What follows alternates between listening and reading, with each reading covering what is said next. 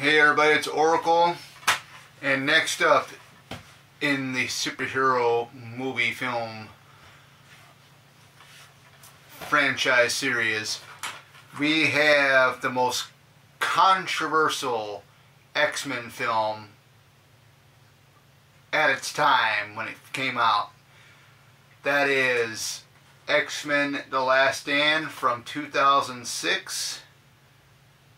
This was a hype. I remember when the trailers came out, I was so excited. They showed them, the X-Men, pretty much on the battlefield. And I was like, jumping up with joy, wondering, yeah, man, this is going to be awesome. I can't wait. It's going to be just as good as the first two.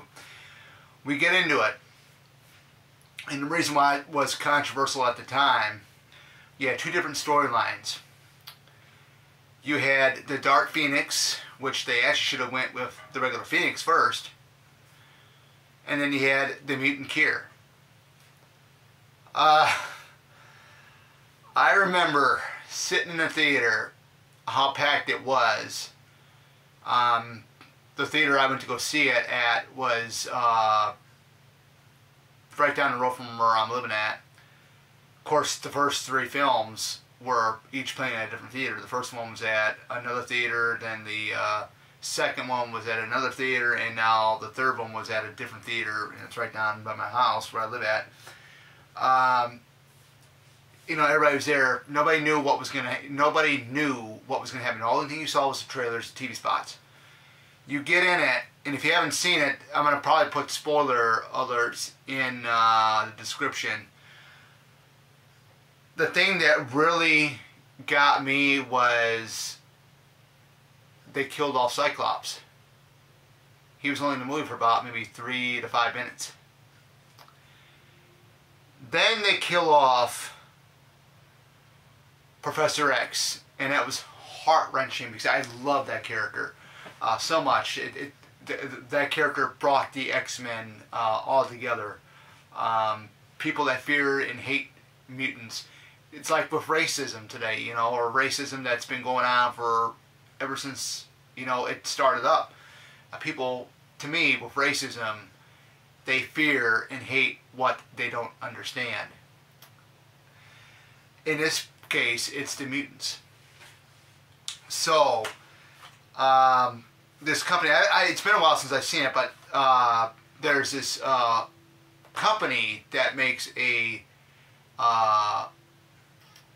mutant X gene cure, where what it does with tranquilizers, it wipes out your powers where you don't have powers anymore. You're not a mutant.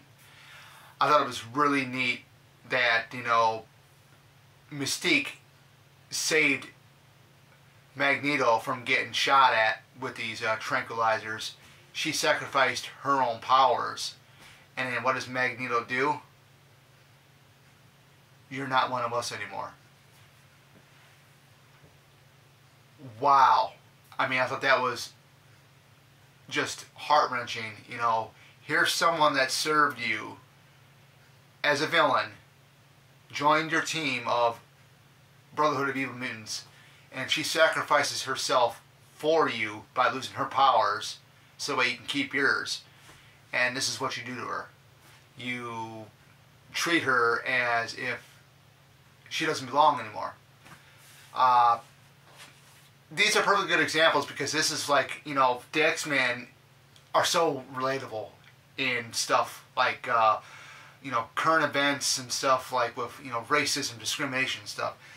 I can really relate to these characters, and that's why I love the X-Men so much. This movie is so controversial because of the fact that they killed off characters with the Dark Phoenix's power. Her power, when, she basically disintegrated Cyclops. We never saw his body. We did get to see Charles Xavier get disintegrated into, little, I think, bubbles or whatever the heck it was. And he tells Jean, don't let the Force control you, meaning the Dark Phoenix Force. Not in his exact words, the quotes from the film, but don't let it control you. This cover here I kind of like it. I love Jean's new costume, the red. That's pretty much the thing I really like. I did like how they did like the special effects makeup, like for her eyes and stuff when she does turn into the Dark Phoenix force, because she's possessed, with this force inside of her. One of the highlights I think is I do like more, since I'm a Storm fan. Halle Berry, I guess, when they were getting ready to go into production, she said she wouldn't. I think she said that she wouldn't do the film unless she had a bigger role. They gave her a bigger role. We do get to see Storm do a lot more in this film than we did in the past two films. We get to see pretty much Storm at her almost full potential, regardless of Alexander Shipp, who took over the role in X-Men Apocalypse. We get to see Storm in her full potential in that era in Dark Phoenix. So, yeah, just a lot of hit and miss opportunities. Another standout I really liked, and I've seen Cheers episodes here and there. Kelsey Grammer as Beast was awesome. Another thing too, I love Kitty Pryde. Kitty Pryde is very special to me because that character, that mutant, is from Deerfield, Illinois. Illinois, the state that I'm living in. It's just Kitty Pryde. I thought Ellen Page, I'm not a big fan of Ellen Page, but I loved what they did with the character. Of course, they had two other actresses before her play her in the previous two films. I would like to see someone else play Kitty Pryde in the future. That would be really neat. Shawn Ashmore, another standout. He was in the other two. They gave him a couple more things to do. I love his battle between him and Pyro when they were battling on Alcatraz Island. Daniel Claymore, who was Colossus, another great performance. Things that I didn't, the thing I didn't like was Vinnie Jones's Juggernaut. That costume guy's right there. I'll play him out to you if you guys don't know who Juggernaut is. Right there, Vinnie Jones's Juggernaut. What a terrible representation of Juggernaut. To me, the four main standouts of this film, you see three of them right there. Hugh Jackman, Halle Berry, Famke Johansson, and Kelsey Grammer were pretty much the big standouts to me in this film. I look back at it now because we thought this was going to be the last one. There wasn't going to be any more, because this was part of the original trilogy. But then they go ahead and they jump up X-Men Origins, Wolverine, then they do First Class, which we'll get to those. Eventually we'll do those possibly tomorrow. If not, then we'll do it the start of the following weekend. I think, Warren Worthington, I mean, it was cool what you can see. There he is right there in the background. What they did with him, he wasn't on screen as much, but hey, it is what it is. I mean, the X-Men's a very big universe anyway. You got tons of mutants.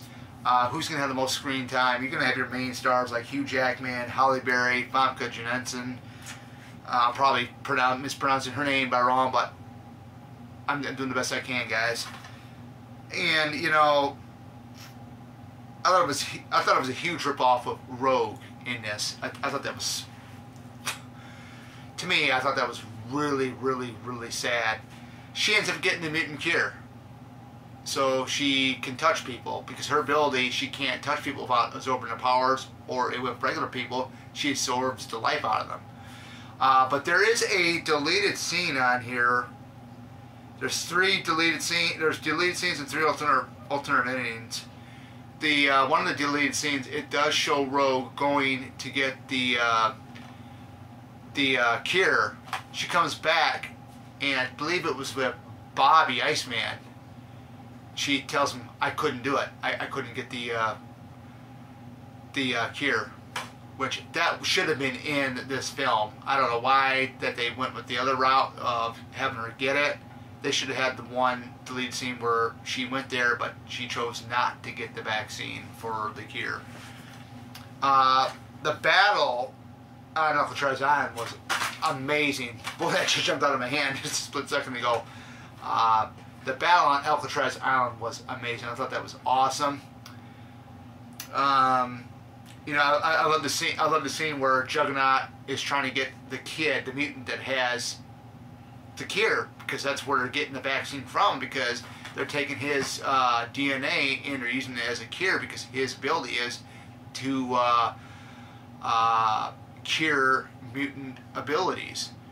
And it was amazing when Hank McCoy Beast visits him, and you know, he reaches out to him, and his blue furry skin, you know, basically ends up being just like mine right here.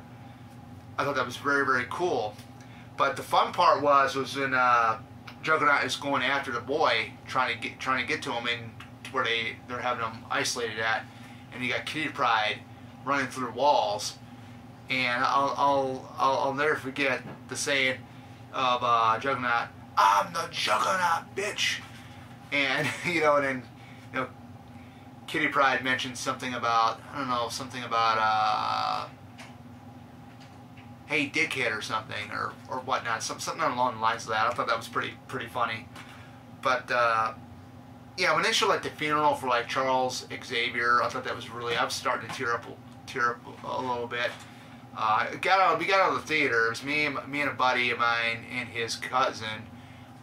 We went to go see it, and we were in the parking lot, and we were just talking about it. I mean, it was just, everybody was just sad the way the film had ended. But there's a hidden ending where, you know, there's this guy laying in the hospital bed, Maura McTaggart comes up, and all of a sudden, Professor X is trapped inside this guy's body. He actually speaks to Maura.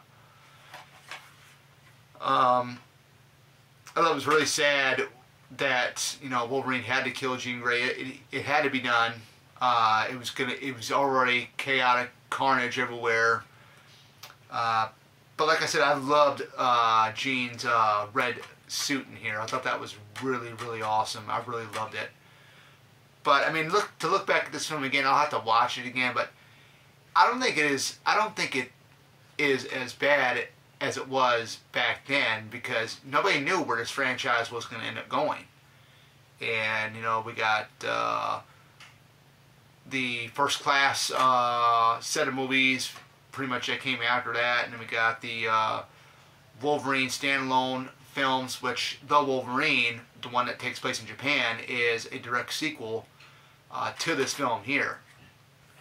But other than that, I mean, anybody should give it a try. I mean, just watch the first two films leading up to this one here, and you guys tell me what you guys think of it. I know my best friend doesn't like it. He will not own this one. I can care less. I'm going to own them all. When they did Days of Future Past, they basically erased the events of this film here, because what happens in that film, which I will tell you in the video when I do X-Men Days of Future Past, is that Jean and everybody is alive.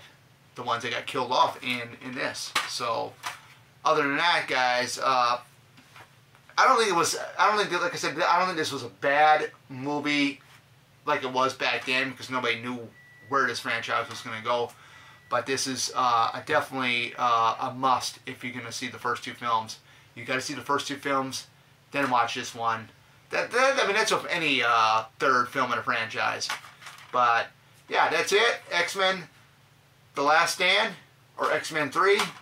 Take it or leave it. Tell me what you guys think about it if you guys have seen it. This is Oracle. See you guys later.